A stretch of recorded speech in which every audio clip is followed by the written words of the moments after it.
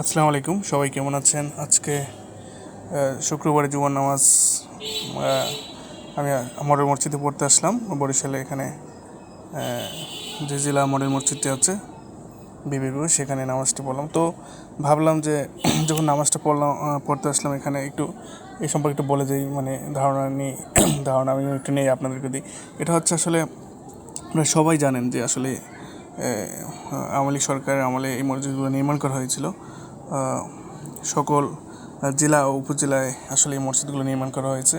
প্রায় 560টি মসজিদ বাংলাদেশে নির্মাণ করা হয়েছে। আসলে এখনও অনেক উপজেলায় কাজ চলছে বা প্রকল্প জমি অধিগ্রহণ হয়েছে, মানে কমপ্লিট হয়নি।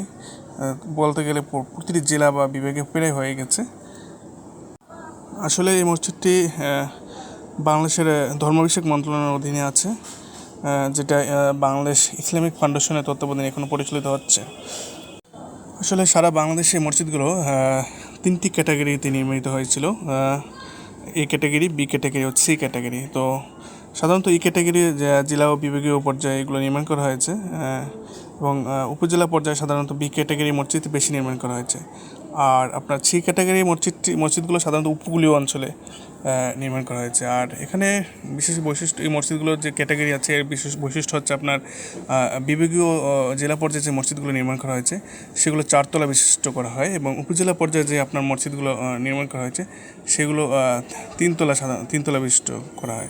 এবং উপকূলীয় মানে উপজেলা পর্যায়ে 3 তলা হয়, এবং আপনার উপকূলে যেগুলো মসজিদ নির্মাণ করা হয় সেগুলো হয় আপনার 4 তলা বিশিষ্ট। যেহেতু ওখানে উপকূল অঞ্চলে নিচতলা আসলে ফাঁকা রাখা হয়, কিছু করা হয় না। আর আপনার এখানে বিভাগীয় পর্যায়ে আসলে বা জেলা পর্যায়ে যে মসজিদগুলো নির্মাণ করা হয় সেখানে মসজিদের পাশাপাশি আরও অনেক এই মসজিদগুলো দায়িত্ব পালন করে। সেগুলো হলো আপনার এখানে প্রতিটি মসজিদই আপনার আলাদাভাবে সাংগঠনিক তত্ত্বাবধানের জন্য ইসলামিক ফাউন্ডেশনের অধীনে যে পরিচালনা করার জন্য যে ধরনের সুযোগ সুবিধা দরকার হয় সেগুলো সবই এই মসজিদগুলোতে আছে। আসলে এই মডেল মসজিদের প্রকল্পের কিছু উদ্দেশ্যও রয়েছে। সেগুলো হচ্ছে আপনার ইসলামিক ফাউন্ডেশনের অ্যাক্ট 1975 বাস্তবায়ন এবং দেশব্যাপী শক্তিশালী ইসলামিক প্রাতিষ্ঠানিক কাঠামো গড়ে তোলা। আপনারা দেখতে পাচ্ছেন এখানে, আমি দেখতে পাচ্ছি একটা পাঠাগার।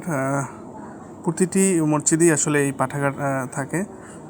প্রতিটি মসজিদ বলতে আপনার জেলা ও বিভাগীয় পর্যায়ে যে মসজিদগুলো আছে একটি ইসলামিক পাঠাগার থাকে। আমি এখানে দেখতে পাচ্ছি যে আসলে পাঠাগারটি মূলত শুরু হয়নি, বা এটা ভিতরে মনে হচ্ছে কোনো কার্যক্রম এখানে শুরু হয়নি, এবং ভিতরে কোনো বইটি দেখতে পাচ্ছি না, যার মানে এটা করা হয়েছে, বাট এখানে আনুষ্ঠানিকভাবে আসলে কার্যক্রম শুরু করা হয়নি।